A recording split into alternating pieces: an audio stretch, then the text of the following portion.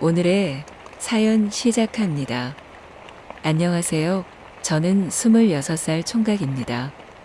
3년 전쯤인가 친구가 살고 있는 섬에 놀러 갔을 때 있었던 일입니다. 군대 제대 후 일자리도 없고 뭘 해야 할지 진로에 대한 고민이 많을 때였습니다. 저는 고등학교밖에 나오지 않았고 군대도 조금 일찍 입대한 평범한 청년입니다.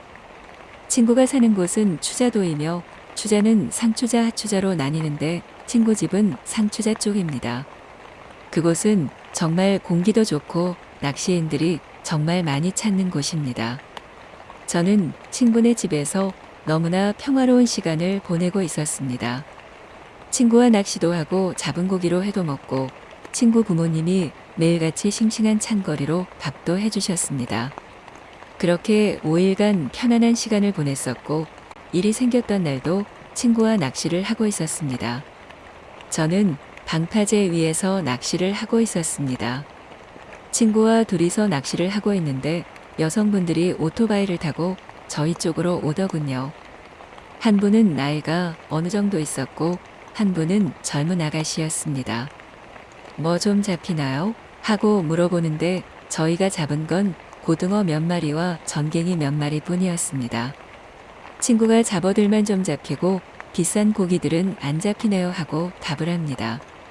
젊은 여성분은 신기했는지 오토바이에 내려서 저희가 있는 방파제 위쪽으로 올라옵니다. 물고기 잡은 통을 보더니 신기하다는 말투로 이거 고등어 아닌가요? 라고 물어보시더니 구워 먹으면 너무 맛있겠다라고 말하면서 활짝 웃네요. 저는 밝게 웃는 그녀가 무척 귀여워 보였습니다. 그녀는 저도 낚시 좀 가르쳐주면 안 될까요? 하고 물어봅니다. 친구가 낚싯대를 하나 꺼내 그녀에게 주며 이걸로 한번 해보세요 하면서 건네줍니다. 그녀는 뒤를 돌아보면서 언니 나 조금만 해봐도 되냐고 물어보았고 언니가 허락을 하니 얼굴에 미소를 띄우며 좋아합니다. 저는 미끼 끼우는 방법과 채비를 던지는 방법을 하나하나 천천히 알려주었습니다. 그녀는 열심히 던져도 보고 미끼도 끼워보고 합니다. 머리를 질끈 묶은 단발머리에 갈색으로 염색을 했었고 몸매도 날씬하고 작은 키에 밸런스가 좋았습니다. 동생은 20대 초반 저랑 비슷한 나이이거나 저보다 조금 어린 친구 같았어요. 언니라는 분은 30대 후반 정도로 보이는 중년 여성 같은 그런 분이었습니다. 그렇게 어느 정도 익숙해진 그녀는 옆에서 낚시를 하고 있었지만 고기는 잡지는 못했습니다. 그런데 갑자기 어디서 비명 소리가 들립니다. 언니라는 분은 오토바이를 타고 방파제 끝쪽에 가 있으셨고 친구와 저는 무슨 소리인가 하고 주위를 둘러보았습니다. 그녀가 낚시를 하던 방파제 쪽을 바라보니 그녀가 보이지 않습니다. 저는 낚싯대를 내려놓고 빠르게 그녀가 서 있던 자리로 가보았습니다. 그런데 이게 웬일입니까? 그녀가 방파제 밑으로 떨어져 있는 겁니다. 다행히도 그렇게 높은 곳은 아니어서 손을 뻗으면 손이 닿을 거리였습니다.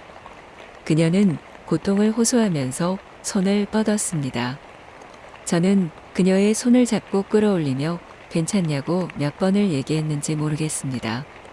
그녀는 팔꿈치도 까지고 여기저기 상처들이 보이더군요. 언니와 친구 녀석도 그녀 곁으로 왔고 다들 괜찮냐고 걱정하면서 병원에 가보자고 했습니다. 저는 추자도에 들어올 때 렌트했었던 차로 그녀를 태우고 근처 작은 병원으로 갔습니다. 병원에 도착해서 엑스레이도 찍고 의사 선생님이 검사를 조금 하더니 괜찮다고 합니다. 일단 좀 쉬라는 말과 함께 약을 찌어주셨고 저는 그녀를 집에 데려다 주기 위해 차에 태우고 그녀의 집으로 향했습니다. 가면서 알게 된 사실인데 그녀도 언니네 집에 놀러 온 거라고 하며 집은 부산이라고 하는데 신기하게 사투리는 안 쓰더라고요. 그녀를 내려준 뒤 저는 언니와 잠시 대화를 나누며 제 연락처를 적어주었습니다. 혹시 갑자기 아파지거나 하면 연락을 달라고 했습니다. 저는 그렇게 그녀를 집에 데려다 주고 친구의 집으로 돌아갔습니다. 다음날 그녀에게서 전화가 왔고 그녀는 생각보다 밝은 목소리였습니다. 어제는 너무 고마웠다고 하면서 한번 놀러 오겠다고 합니다. 저는 그렇게 그녀와 만나게 되었고 친구도 같이 동행했습니다. 저희는 셋이서 일단 밥을 먹으러 작은 횟집이면서 식당인 가게로 갔습니다. 그곳에서 술을 마시며 서로에 대해 하나씩 알아가고 있었습니다. 그녀에게 저도 여기 놀러 왔으며 집은 경기도라고 했습니다.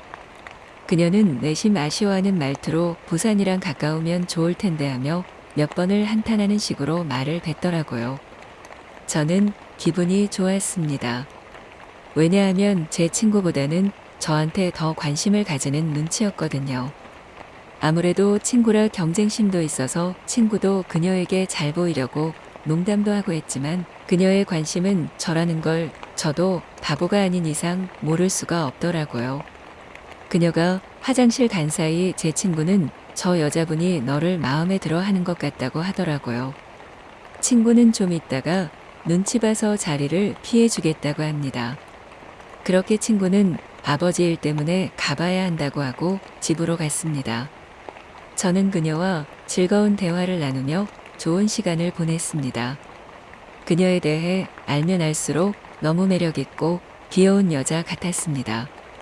술이 어느 정도 들어가니 그녀는 자연스럽게 사투리도 살짝 섞어가면서 얘기를 하는데 정말 귀여워 미칠 것 같았습니다. 저런 여자친구가 있으면 얼마나 좋을까 하고 생각을 하게 되었지만 서로 너무 집이 멀기 때문에 가능한 얘기가 아니었습니다. 일단 그런 일들은 있고 지금 충실하자는 마음으로 저는 그녀에게 최선을 다했습니다.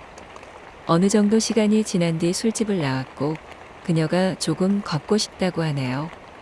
그녀와 저는 방파제 끝까지 걸어와서 먼 바다를 바라보며 아무 말 없이 한참을 그렇게 서 있었습니다.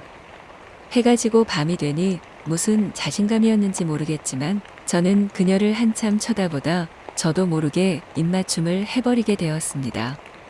서로 너무 술이 취해서였는지 여기가 어디라는 인식도 없이 저희는 불같은 사랑을 해버리게 되었습니다. 그렇게 한참 서로를 확인한 뒤 저는 그녀를 꼭 안아주며 우리 계속 만날 수 있을까? 하고 물었습니다. 그녀는 활짝 웃으며 당연하지 라고 합니다. 저는 그렇게 그녀와 한 달에 2번 정도를 서로 오고 가며 만났지만 결국 얼마 안 되어서 헤어지게 되었습니다. 아무리 좋아하는 마음이 있어도 떨어져 있는 시간들이 자주 되다 보니까 서로 소홀해지더군요.